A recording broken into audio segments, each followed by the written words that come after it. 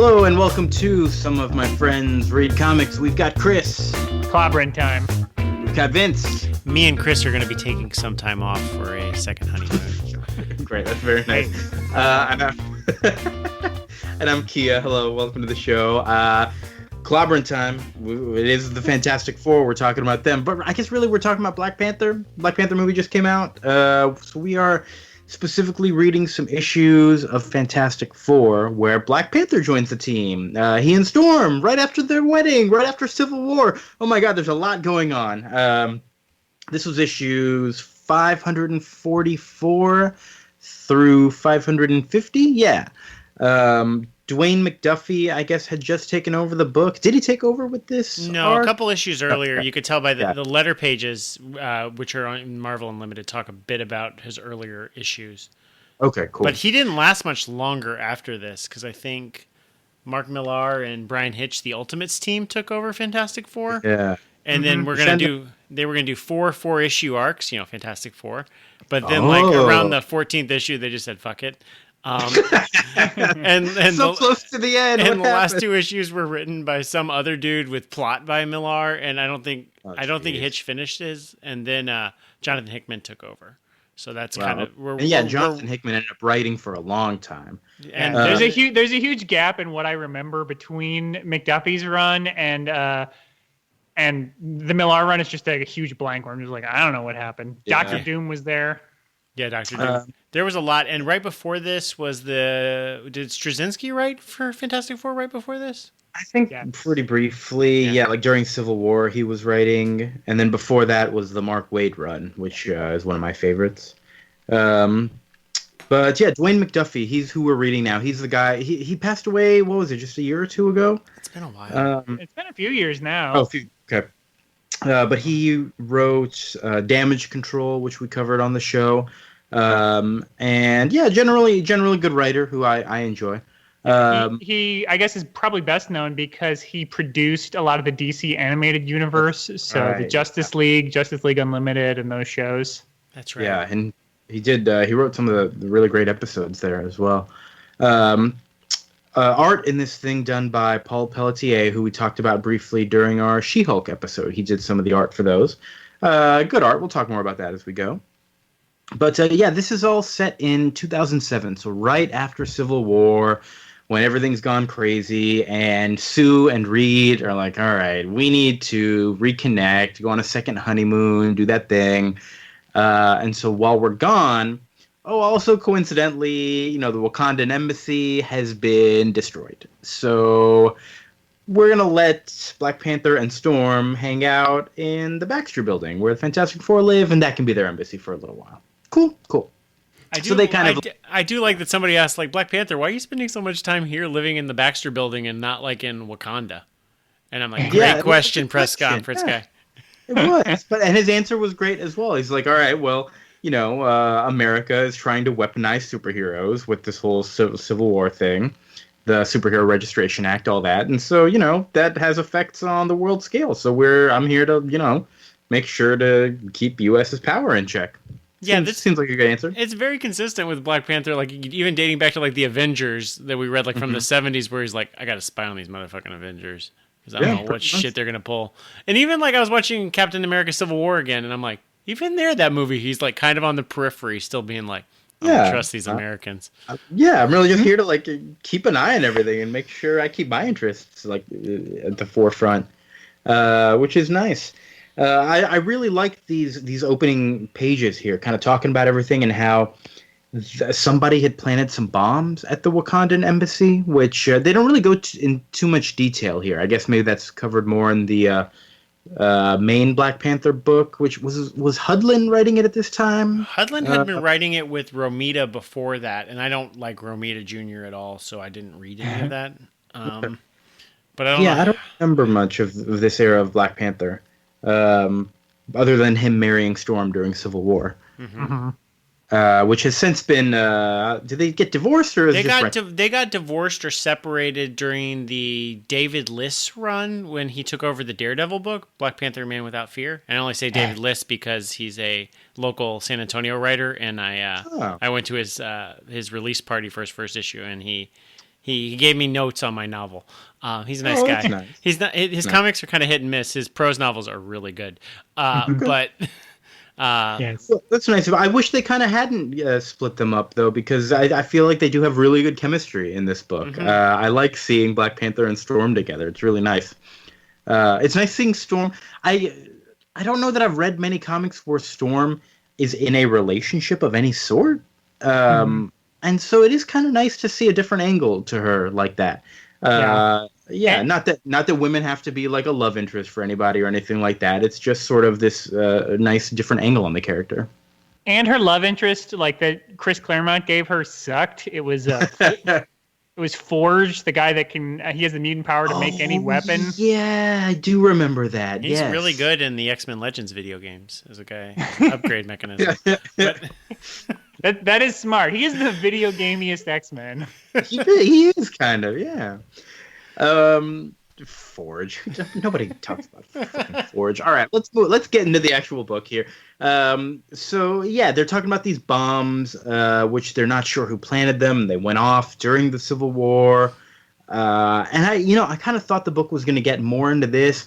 I was a little disappointed when they went outer spacey, but it does make sense. Like they get into some regular Fantastic Four stuff with Black Panther and Storm sort of stepping in, and I think this book does what it's supposed to, where it just kind of makes me want to read more Black Panther. Like aside from all the other Black Panther stuff that's going on right now, I just want more Black Panther. Yeah. I was pleased to see, and I guess I didn't because I haven't read much Black Panther comics, that somebody helping out with his set up the embassy at the Baxter Building was W'Kabi from the movie. I didn't realize he was a comic book character, but there he is. So there he is. I was like, okay, cool, good pull, guys. Great. A couple of the Dora are there. They don't really talk. Yeah. Johnny Storm hits on them for a little while, like very embarrassingly and poorly, and they pretty much almost beat him up very successfully because they're stronger than him, of course. Right. I do like that. So the first issue, they go to space. There's a missing superhero whose corpse is missing, and I guess his grave was defiled. Gravity. Or something. Do you remember Gravity? They were trying to set him up. I remember.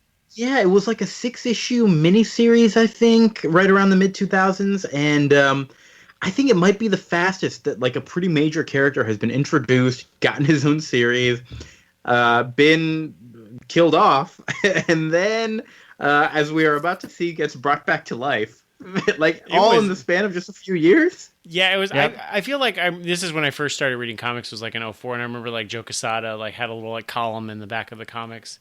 Talking about how awesome Gravity was going to be, and I never read it, and then I saw him die really quickly, and I'm like, oh, I guess that didn't pan out. Yeah, but he died sacrificing himself for a lot of the other heroes or something like that. I don't know. Yeah, I liked that Gravity series. I forget, Carl Kessel might have been the writer. I don't hold me to that, but it was a fun little back to basics, Spider-Man, Nova, young superhero. Yeah. Story, and then Dwayne McDuffie. If this is a little cheat, I feel, because Dwayne McDuffie wrote Beyond, which was a miniseries in 2005 or 6. Mm-hmm. And the end of Beyond, Gravity dies, and Deathlock stops being Deathlock, and then both of those characters are like, well, I'm just going to put them in my Fantastic Four to resolve these plots. Hey. Oh, so that's where that... Okay, that makes sense. Also, I'm checking right now. Sean McKeever wrote Gravity.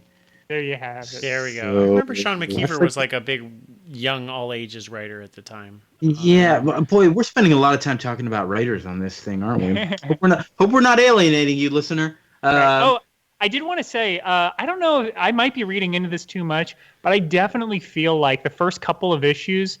the script is more scripted, and that the last couple of issues, Pelletier and McDuffie are working together more. I don't know if y'all noticed that. I didn't notice that specifically, but I did feel like everything was starting to mesh a little bit better as we got further and further into the book, and I found myself liking it more, and I couldn't tell if that was just me sort of getting used to it or if it was genuinely getting better.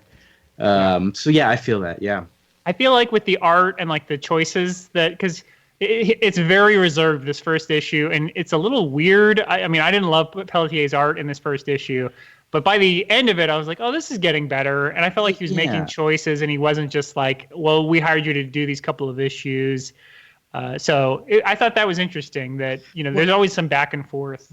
They set up a lot of different things in this first issue as well, because not only do we have like all this political stuff with the Wakandan embassy being moved in there, but almost instantly, Deathlock? Yeah, Deathlock shows not up. Death Clock. I almost said Death Clock, yeah. But he's like a cyborg. He was, if you watch the first season of Agents of S.H.I.E.L.D., he's in that. I don't remember which version of Deathlock it is, though. But... Yeah, this is the second one, the one that Dwayne McDuffie created. Okay, makes sense. But he's not a cyborg anymore. He's just a human now. But somebody has stolen Gravity's body. And so he's there, and he's like, hey, Fantastic Four, I need your help. And so they all go to outer space to figure out what it is. I don't know how they knew it was outer space, but they go. And they spend some time flying around up there. And I was, everything felt a little messy in these first few issues because I had a hard time keeping track of who a lot of these other characters were. Because Silver Surfer shows up, and this other Herald of Galactus shows up, and also this weird space woman who has resurrected Gravity. There's a lot going on. Mm-hmm. Somebody help me unpack this. Yeah, a lot of it is pre-existing characters, and I don't think there's editor's notes being like, hey, by the way, this is what this is talking about. Yeah. I think my issue with this, and I don't know if this is just an issue with general Fantastic Four, is that it's heavy on plot and not really interested in its characters. Which is to say, like, I don't really get what Black Panther and Storm's deal is in this book. I don't get what Thing and Human Torch are up to at all, other than, like, just doing the plot. And so it's hard for me to like latch on to any of my heroes. Like in my personal feelings of this, I half agree with you. I half disagree.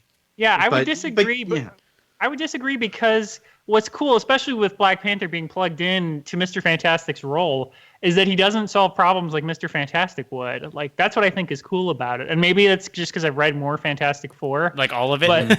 But like he doesn't just like reach into his pocket and be like, well, I've got just the thing for this. You know? Like he sort of does, but he doesn't do it in the same way. And like, they kind of call attention to it in that first issue where like he says something like Reed would say, and Ben is like, oh geez, here we go, another big brain guy. And then it's very clear he's just like messing with Ben. And so his relationship is very different because he's not like, oh, I'm like your college buddy. He's more like, hey, like we're work friends. We kind of like each other, but he's not like his pal, which I think is kind of an interesting dynamic. Mm-hmm. Yeah, and I don't think that Fantastic Four necessarily has to be heavily plot-based. That's one of the reasons I'm such a sucker for Mark Waid's run, because it is so heavily character-based. And this isn't quite as character-based, but I do see those moments peeking through. I think especially the moments with Reed and Sue are very, very character-based, with them sort of taking some time off. Well, we haven't really mentioned their subplot that's forming here. They decide to go take a vacation on one of Titan's moons, where what's this guy? Titan is the moon. I'm sorry. One of Saturn. My bad. One of Saturn's moon, Titan. Mentor making his like at least fifth appearance in this book. In this podcast, I think Mentor might be our most recurring character on this show. We had Stalin as a villain. He appeared a lot in our first year of this show. But you're right. But the Wrecking Crew show up a lot, and Mentor shows up a lot. Yeah, Mentor shows up a lot. But he's a good guy. He lets Reed use his winter home out there for their second honeymoon, which is very nice. So, real talk though. Is Reed's plan every time shit just kind of goes down, he just quits the team and just runs off? Like, because I feel between this and I think Matt Fraction's run, he was like, where I messed up last time is I only took my wife. Now I'm taking my whole family, and we're just going to leave the Fantastic Four, and we'll leave everybody. And now where are they? Are they also just traveling again? Or I have no idea what their current status quo is. Is it by choice or is it by... Listen, I haven't been following super heavily, but I did hear that they like just rebooted a lot of stuff. So before that, what I had known is that they Reed and Sue and Franklin, and I think maybe Valeria, the daughter, as well. They had like really had to pull some massive shit to save the world from being all broken up into pieces. And I mean like world, like universe, like it's no longer the 16. everything. It's no longer the Like 616 anymore, right? Yeah, like they just wanted to keep everything intact, and so they created their own new little universe that they are like watching over and have created all of this, and so they are kind of external of everything. The Thing is up in space with the Guardians of the Galaxy.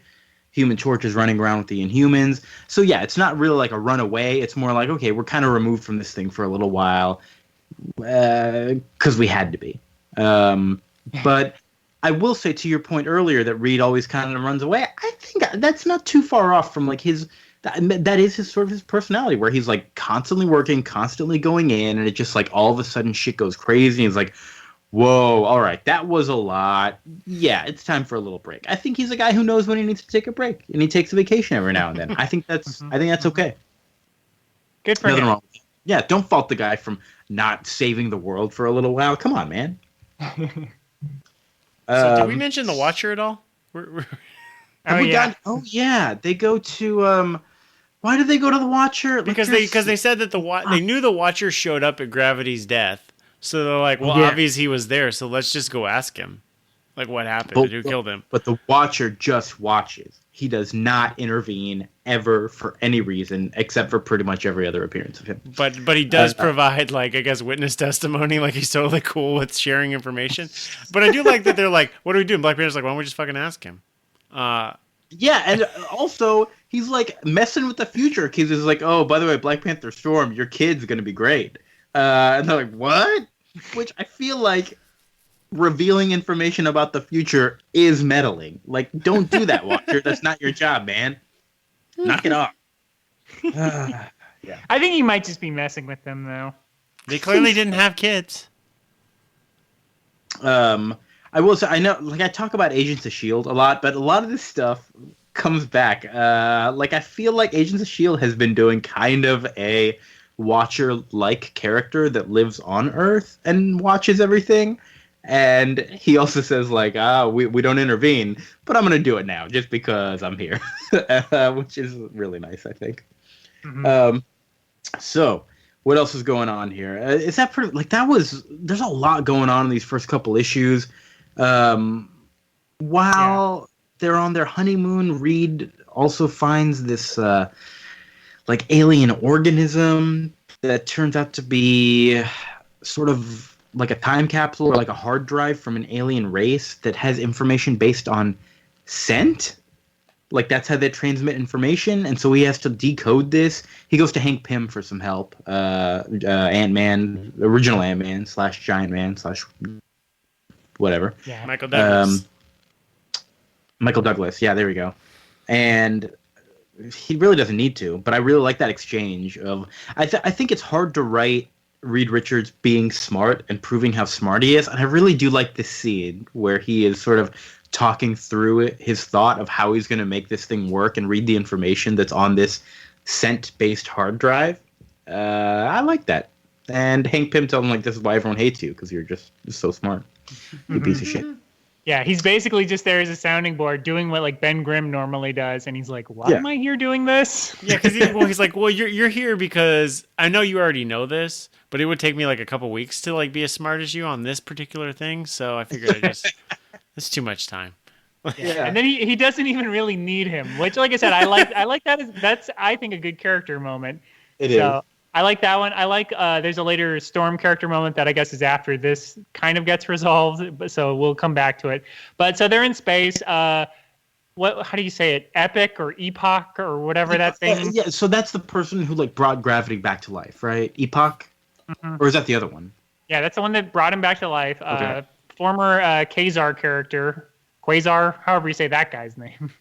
From a lot of space shit, man. A lot of space shit. Yeah, from the early 90s. That's why he or she, I don't know what it is. I don't want to misgender this horrifying space creature. I think they called it a she. I think they do. That's all right. The point is he's dead, and that he's going to be the new guy that does this. Silver Surfer is not thrilled about it. They do have kind of a dumb fight. I think Ben Grimm is a little too stupid. Yeah, like Silver Surfer's friends with these people, and they just instantly start fighting. And like, I get it, you need to have fights in the comics, but this was a little. It felt very forced to me. Who's the other Herald of Galactus that they're hanging out? Also, The series, it's a Neil Gaiman novel, Stardust. okay, she's the other one that looks like Silver Surfer, but isn't Silver Surfer, right? Right. I don't know why she's there. She has no effect on the plot whatsoever. Yeah, did she? Did I miss something? I don't think so. Yeah, it's literally just she's a recent character, and I feel like they're throwing in a lot of characters. So like she was made Galactus's new like co-herald like a year earlier. It's like, well, here she is. Yeah. I think I went a little too far ahead. Yeah. Or Reed has we should resolve this whole epoch thing with the Silver Surfer before I get to that whole hard drive bullshit over there. You're right. What happened? How did this get resolved? Well, basically they talk about it. Yeah, like Galactus was gonna eat a planet, and like he always does, that guy's hungry, and Silver Surfer was gonna be like, all right, eat this planet, cool. I don't even know which planet it was. It didn't seem to have much importance. Well, he's gonna eat Epoch. Oh, that's it. He was gonna eat Epoch. So Epoch brought Gravity back, and then Gravity was supposed to protect Epoch. Yeah. But Gravity says, here's what I want to do. I have all this energy now. Let me just feed Galactus with it. And feeds it to Galactus. And he says, all right, cool. Well, I'm going to go back to being a normal human boy now. Bye, everyone. And, nice little resolution. It did feel like, at this point, though, I am a little lost in this book. I was like, wait a minute. I thought this was going to be about Black Panther, but now it's like...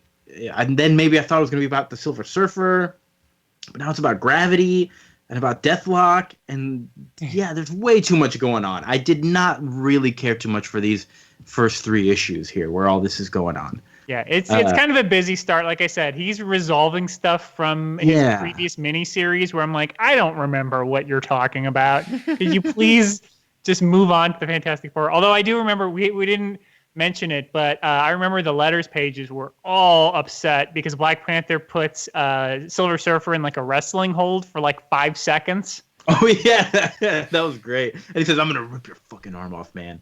I don't think he said it like everyone that. Was like, actually, Silver Surfer's power levels are too high for him to possibly be hurt by Black Panther's crude wrestling skills.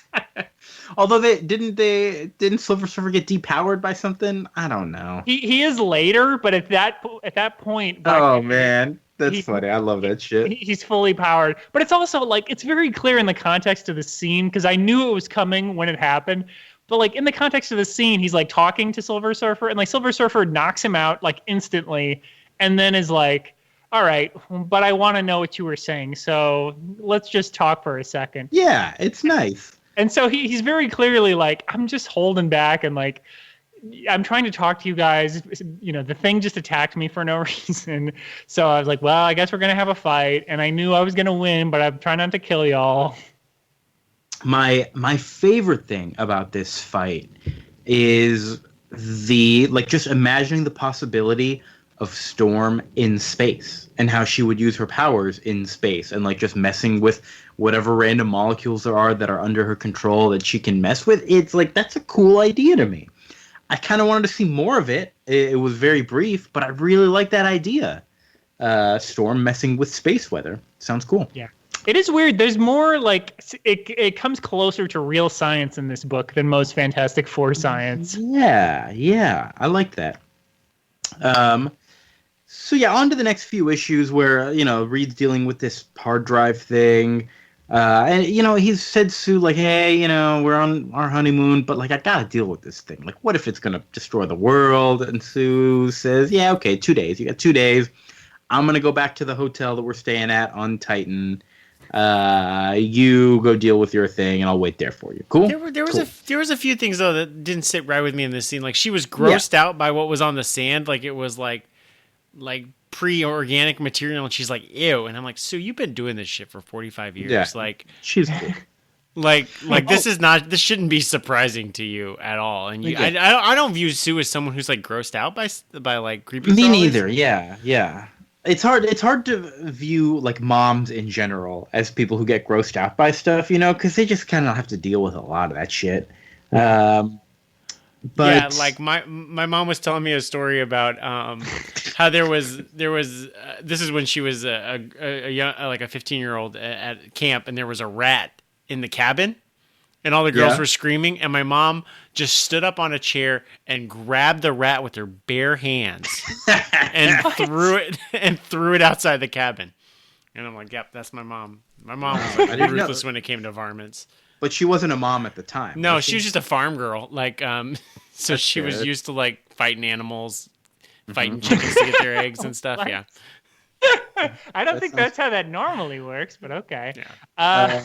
Your mom, I think put her in a comic, Farm Girl. Farm Girl. Yeah, but then she grew up and be Farm Woman, like Invisible Girl to Invisible Woman. There we go. Yeah. I was surprised though how much Reed and Sue figured into this book. Like looking back, I thought they were going to be out and done, and they're like, oh no, they're like part of it. Okay. Yeah. And I think that's clever. I mean, there's a really bad run of Fantastic Four in like the late 80s where, and I understand like Reed's not a very good character. And so they just had Reed and Sue off the team for like 25 issues. It's like, you just didn't see what they were doing at all. And I'm like, this isn't the solution. Mm-hmm. Yeah. But no, I really do like that aspect. It was kind of weird that Sue was just going to go back to the moon and just hang out there by herself. Like, I don't know what her plan was. I guess it's pretty good that a supervillain team had a plan to keep her busy. That's nice. Give her something to do. Yeah, just get away from the kids in it, for like an afternoon. That's all it's about. But it's the Frightful Four. They're there. And really the main guy of the Frightful Four here is the Wizard. The wingless Wizard. This guy looks like a purple dildo. He is a magician, a science-based magician who wants to be the smartest man in the world, and so he constantly wants to kill Reed Richards to prove that he's the smartest man. I don't know. He hasn't been a magician for like a million years. It's like evil Queen Snow White logic, where it's like, I will be the fairest of them all if I kill the one who is the fairest of them all. Right, exactly. It's he's kind of a shitty villain, but I do like him in this book for the most part. He's got his team.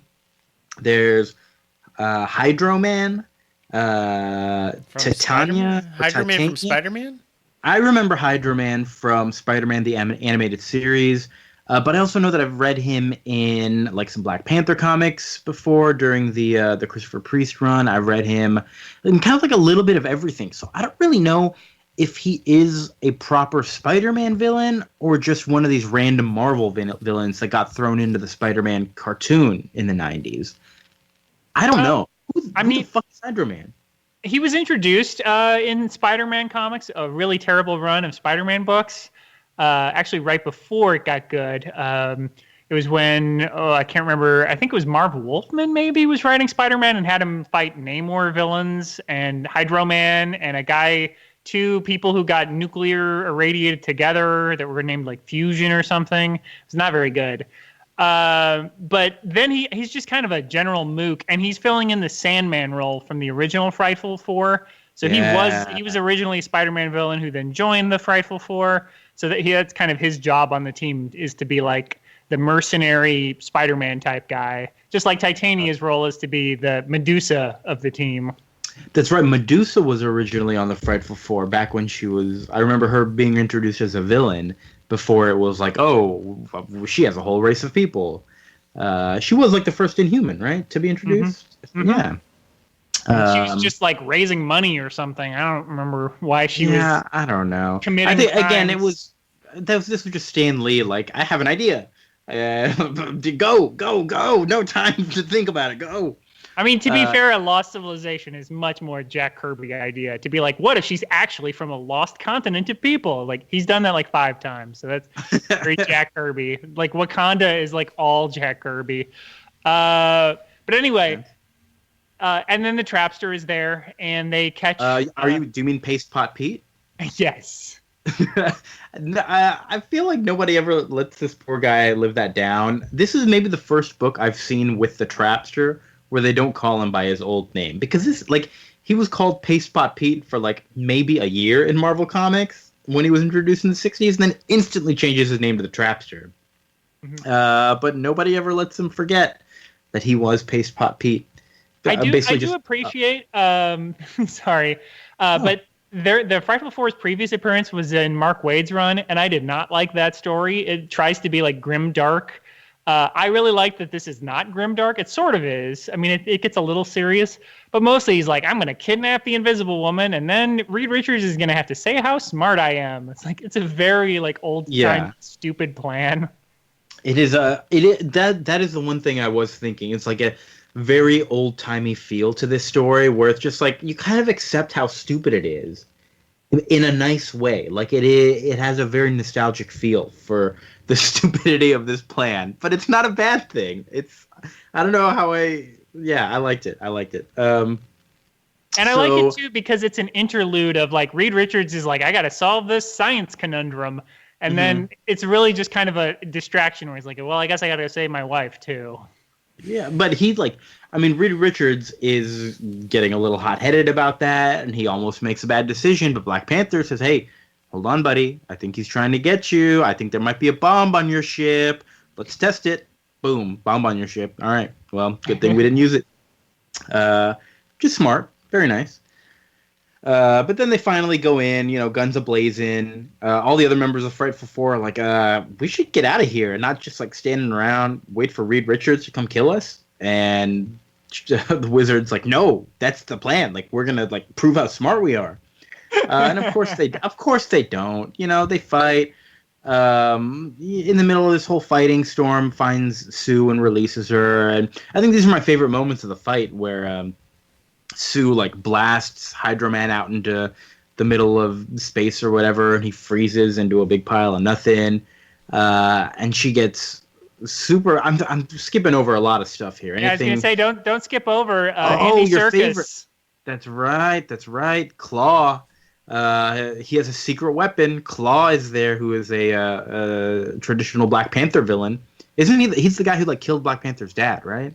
In the comics, yeah. You also you also, Chris, explained in our Black Panther special episode last week that Klaw has pretty much been dead since his first appearance, and he's just like sound.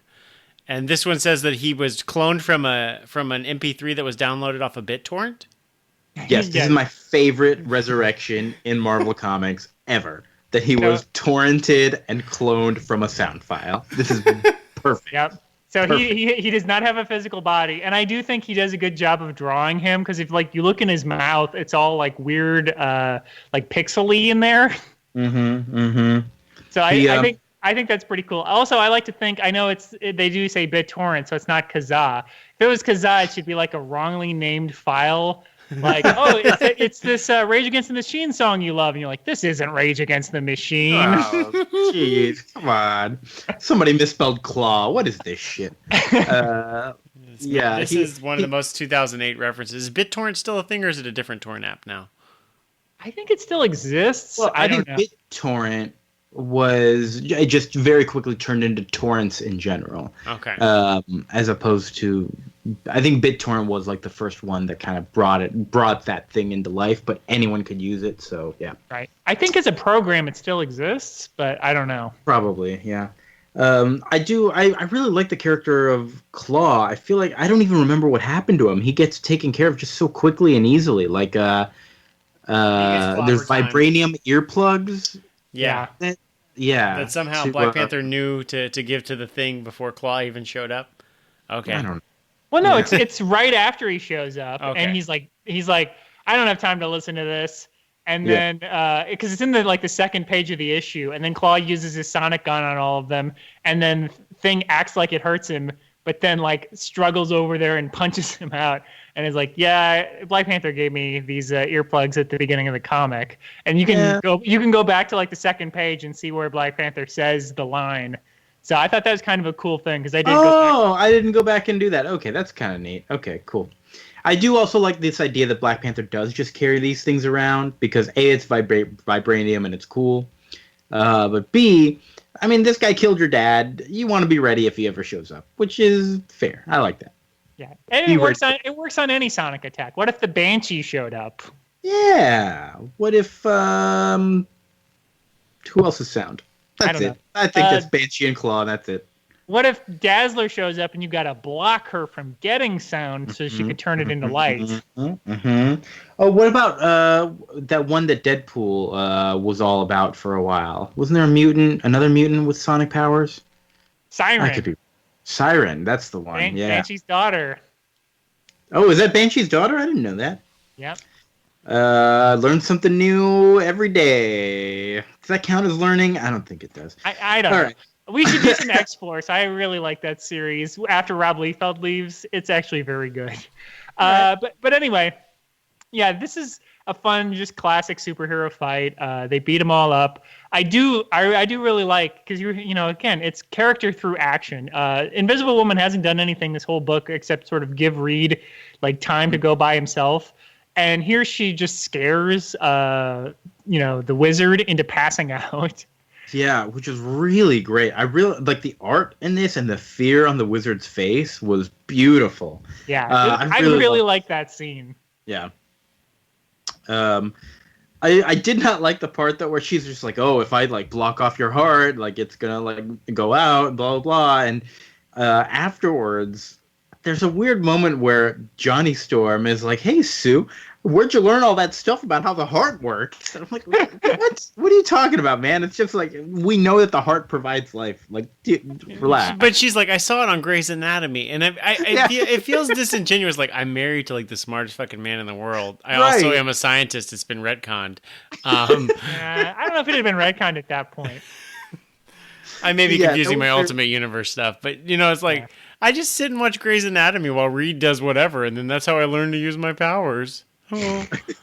I think that's a joke. I think that's her messing with Reed. There is a little side eye towards Reed. Okay, I'll buy that one. There's a lot of pop culture references, which makes me think that like the Fantastic Four, we only see like one adventure every 6 months, and the rest of the time they just have a lot of downtime. They're just binging, man. They're just binging. They seem to be up on TV. Spider-Man also seems to be really up on TV. Yeah, how do they have time? How do they have the time? I don't have the time to watch everything. Well, Spider-Man has watched more TV than I have. Reed Richards invented TiVo in like 1974. Okay. And then handed it out to all his friends. That makes a lot of sense. And like the ability to just kind of watch it and absorb it quickly. That's pretty cool.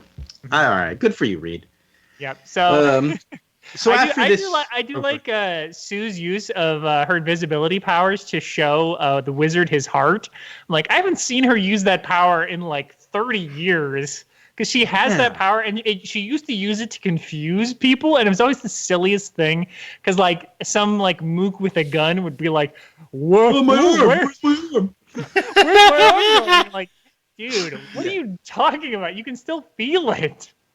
Yeah, you're right. When it did show up again, I was like, oh yeah, I forgot she can do that, which is great.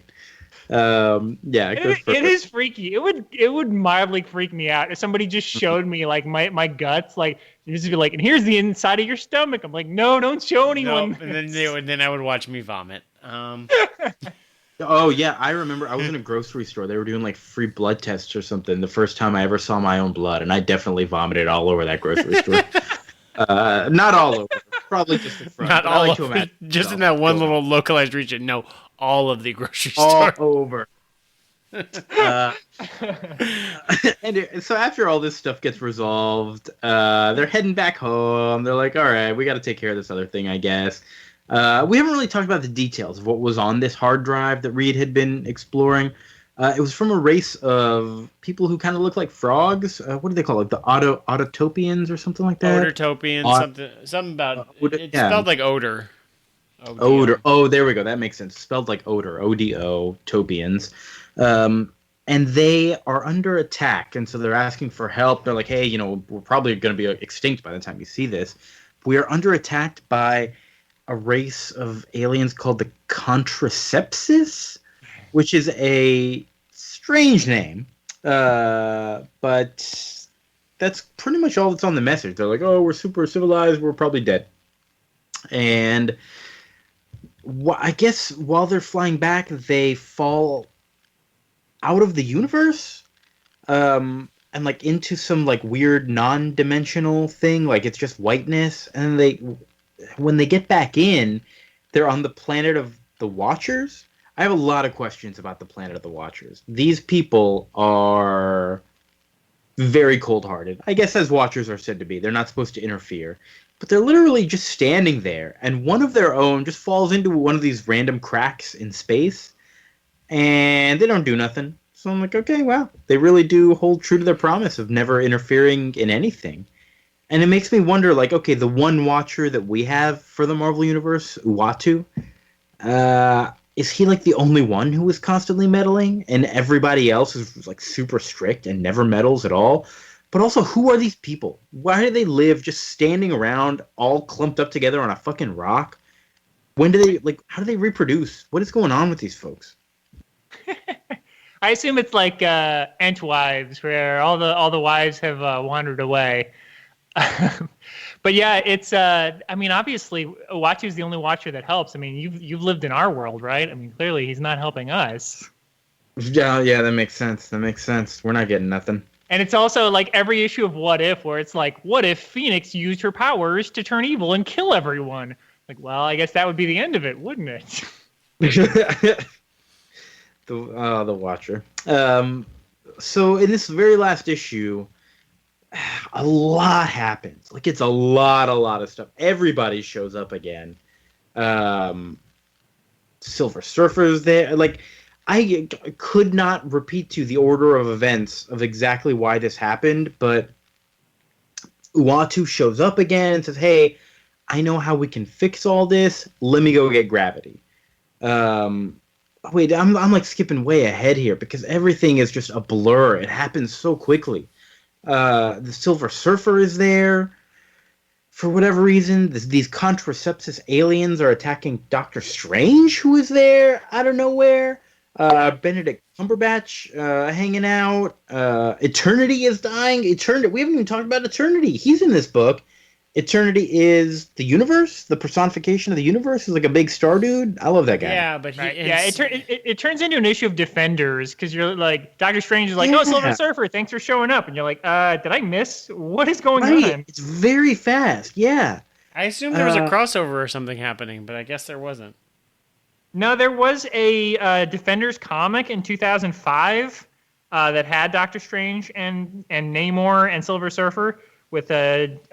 DeMatteis and Kevin McGuire, but it was over, and Eternity was in that book, so it's probably wrapping up loose ends from that. It might be. It was all very, like, my head was spinning reading this last issue here. But yeah, Eternity is dying, and they say, hey, Doctor Strange, maybe you can perform surgery on this guy. I'm like, what? This is okay. I know what. Then Watcher shows up and says, let me go get Gravity. Brings him back, and I could not explain to you how the day is saved, but the day is saved. So hooray! Thanks, Fantastic Four. Good job. Great quote. Can you tell me what happened? No, I don't know. Yeah, I don't know. They commit to the metaphor of like, well, Eternity. These Autopodians are like a disease, super bacteria that's created from like washing your hands with sanitizer that kills 99.9% of bacteria, and so these are like super bacteria. So then the contraceptus has to like come kill them, and I'm like, this is a weird metaphor, but okay, I'm with you. And there's like, now we need to perform surgery, Doctor Strange, but I think we're still talking about a metaphor, right? Or I have no idea at that point. I don't know. It's a mystical surgery. Storm has to hold the power of eternity in her consciousness for a minute.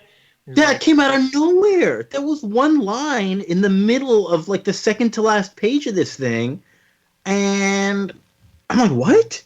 What? I love it too because it's such a because earlier all the fans were complaining about power levels with Black Panther, but here Doctor Strange is just reading Storm's strength of will. He's like, only Batman or Storm could have the willpower. Batman.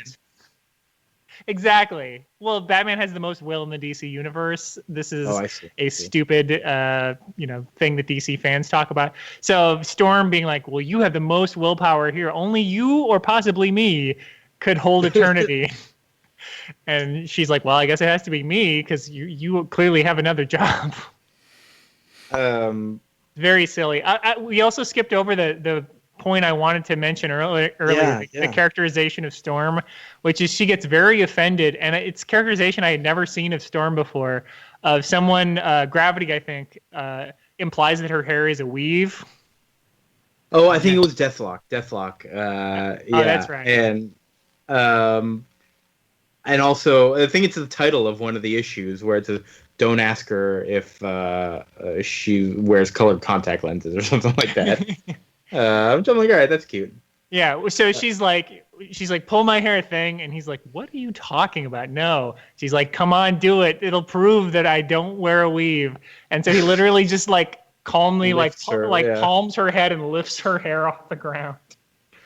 That was a cute scene. I like that. I like honestly, a lot of my favorite Fantastic Four scenes in general are just when they're hanging out at the building talking to each other. That tends to be the most fun. But afterwards, like after this whole thing is done and they're back home, they're having a big old dinner party with some of those great Wakandan cooks. Good cooking.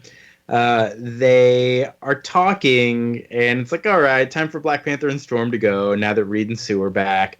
Oh, by the way, Black Panther always 12 steps ahead. I didn't really need a Wakandan embassy. I just knew that you needed some time off, and so I decided that I would accept your offer of being here so that you could go and do your thing. And I'm like, it's like needlessly complicated. Like, it's fine. Just, it's cool. Yeah, it's a little too much talking. Like, I wish it had been like 10%. If it had been done a little bit more eloquently, of like, yeah, we get it. Like, Black Panther is like super. He is the Batman of the Marvel universe in some way. So if he had just had some sly thing as he's leaving, being like, oh yeah, by the way, I didn't care about that embassy, or something where we know like what it's there. But he's like, but I knew that you would never accept my help unless I tricked you into thinking that I needed a place to stay for a few. It's like a little long-winded, buddy.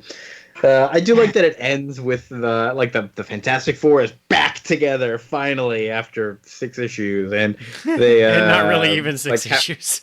Right, yeah. And they hold their hands in the middle, what's the quote? And from that moment on, the world would never again be the same. And it's like, all right, that's sweet. Maybe save that for when they really have broken up and got back together, though. You know what I mean? Don't waste it on this sort of honeymoon moment. But it was nice. There's a lot of stuff I like and a lot of stuff I didn't like about this whole thing. But overall, I'm glad I read it. It's fun. I'm probably not gonna pick up from this moment and keep going though, especially because I was here for Black Panther. That's it. Mm-hmm. What about you guys? Anybody else planning on reading the whole McDuffie run? I don't know how much longer he kept writing after this. I think less than 4 issues. Yeah. Oh, okay. All right. Yeah, poor guy. Yeah. Go ahead, Chris. I was going to say, I don't know that I would recommend reading this because it kind of does change tone after Black Panther leaves. I do recommend, although only the first, I think, double shot or whatever it is available. But that Deathlock series, I'm curious about that. That's Dwayne McDuffie's, Michael Collins, I think, is that Deathlock. Which he dies in that, because I saw that was added to Marvel Unlimited, and I read it, and it has good art. The regular series has not so good art, but he dies in the first issue, and then he's basically RoboCop, and so I guess he wished for his body back or something. But it's an interesting book. It's a good little hook. It's a fun, Dwayne McDuffie, I think, does a good job of writing characters that aren't like all the other characters you tend to see in comics. Everyone has a kind of a unique voice, which is good. And so I definitely got that in this and in that Deathlock issue I read. So check that out if you want more of that. I like this book a fair amount. The first couple issues were kind of rough because I did not read beyond, but I liked it once it got past that. Okay, cool. Vince, what were you going to say? I'm not too high on this one. I don't think I got what I wanted out of it. I don't think I got. I personally didn't feel like I got much out of Black Panther or Storm as characters. I don't feel like I got much out of like Thing or Human Torch or just like the team dynamic. I just was like plot, this thing going on, wrapping up this story, doing this, and there's cool like science in it. There's pseudoscience and cool like events and cool art. But I'm kind of like, like I didn't get what I like out of when I read Fantastic Four. So that's fair. That's fair. I can see that. All right. Well, yeah, this was one of the weirder. Like, it's hard for me to say. Like, I definitively loved it and definitively didn't like it. Just kind of right in the middle, which we haven't really had one like that in a while, which is okay. It's okay to not be sure about things and to just kind of sit. I don't know how to finish that sentence. Great. Let's move on. Oh, yep. One more thing to plug. If you want more Paul Pelletier in your life, go on some sort of comics collecting website that I'm sure you can find if you Google how to read comics for free online. Negation. What? Negation by Paul Pelletier is a really fun book from CrossGen in the early 2000s. I think it lasts about 30 issues or so. It does not have an ending because the company went out of business, but I would say it's probably his best work. It was the best work of a lot of the CrossGen artists. And so Negation is one of their best books. It is like a hard sci-fi, but I really like that book. I think it holds up better than 99%. We've already read Ruse, which is the best CrossGen book, but I think this was the second best. Okay, cool. I did like his art. I wasn't too high on it at first, but as the series went on, it seems like he got more and more just kind of comfortable with drawing a lot of these characters and drawing the style. And yeah, everything just kind of started to look better and better. So yeah, I quite enjoyed his stuff. But I think we've said pretty much all there is to say here. Time to look forward to the future. And to look to the future, we have to look toward the past, right? We gotta go back, Marty. We gotta go back. We are not reading Back to the Future. We are reading Batman. Batman from the past, though. We're reading Gotham by Gaslight. It is a Batman Elseworld story set in, Gaslight period, like late 1800s, something like that. England, like Victorian England. Written in 1989 by Brian Augustine with art by Mike Mignola. Mikey Miggy is his name. And he's the guy who did Hellboy, right? Yep. Mm-hmm. What else is he famous for? Is it just Hellboy? Everything that Hellboy related. Also, an incredible, amazing Screw-On Head, and a few other things of that. Yeah, a few other things. Batman: Death in the Family. Oh, he did that? Yeah, that's his biggest, I would say, big two work. Written by Jim Starlin, friend of the show. Yeah, I guess we're gonna have to do that. Yeah. But it has very recently been made into a movie, like a DC animated movie. Which now that I know it's Mikey Miggs on the art, I don't know how much the movie is like gonna try and capture that art style or just do something totally different. I don't think it does. I think it kind of does that kind of like pseudo anime style that they've been doing. Yeah, like I didn't love it in year one. Yeah, you know what I'm talking about. Although some of the reviews I said the animation is pretty good, but it's basically Batman solving Jack the Ripper. Which, if he turns into Joker the Ripper, I'm gonna be. I don't know what I'm gonna do. It's definitely gonna happen. Like, don't worry about that. It's a 30-year-old comic, and people who have already read it are probably laughing at us right now. But we'll see what happens. I'm trying to avoid the plot information on the Wikipedia page, reading about it. But yeah, we'll see what happens. It'll be interesting. We also are going to read the sequel that came out 2 years afterwards, Master of the Future, it's called. Same writer, Brian Augustine, and art by Eduardo Barreto. I don't really know anything about that guy. But I guess he's not from America. Possibly, yeah. That's a very, I don't know. Are you assuming? We shouldn't assume things. Oh, I was thinking of Eduardo Riso from 100 Bullets. That is not him, though. Okay. Not him. So yeah, we'll see what happens. If I don't like the first one, I might not even read the second one. I don't care. I'll let you guys know what happens. I'm going to check out the movie, so... You're only going to... All right, yeah. I'll read the book. The movie's 78 minutes. It should be... It'll be fine. Yeah, Well- maybe I'll do none of it and just like pretend and look over your shoulder and be on birthday tests. Maybe I don't know. We'll Yep. see. All right. Thanks for listening. You guys want to talk about anything else before we go? Anything else that's interesting going on? No, go see Black Panther. Unlike Kia, who hasn't seen it. I'm sorry, I've been too busy doing things that I haven't been able to actually we'll see help it it yet. have a really good third weekend because it's done really well. Yeah, It needs your money. What are they gonna do? Yeah. No, I'm gonna see it. Don't worry, I'm planning on it. I have never honestly seen most of these superhero movies in the first week. I don't even like packed theaters. I prefer to go when it's a little emptier. So you know what? In my own time, chill, guys. You just saw Justice League, right? Yeah, but I was never gonna see that shit. God, that was terrible. God, I knew it. We were talking about this before the show. I knew it was gonna be bad. I didn't know it was gonna be like bad. Like, I enjoyed it, but I why? How? I saw Batman don't versus understand Superman how and Suicide anybody- Squad. So Wow. I think this was. I didn't see Batman versus Superman, but this was hands down way worse than Suicide Squad. I think. Oh God! I don't even. We need to end this show before I throw up all over the damn grocery store. All right, we're out of here. Get out. We just showed you your insides, and it's full of Suicide Squad and Justice League. All right, let's get out of here. Thank you for listening. We hope to see you next time. We hope you'll hear. it's begging, like, please don't leave us. Don't unsubscribe. I'm done. Bye.